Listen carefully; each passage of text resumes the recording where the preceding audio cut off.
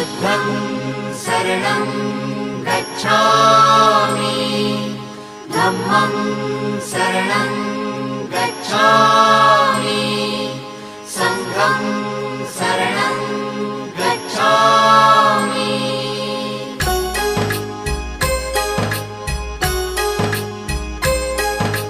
बुद्धं शरणं गच्छामि धम्मं शरणं गच्छामि संघं शरणं गच्छामि। त्याग मूर्ति तू शांत चित्त तू योग रूप संसारी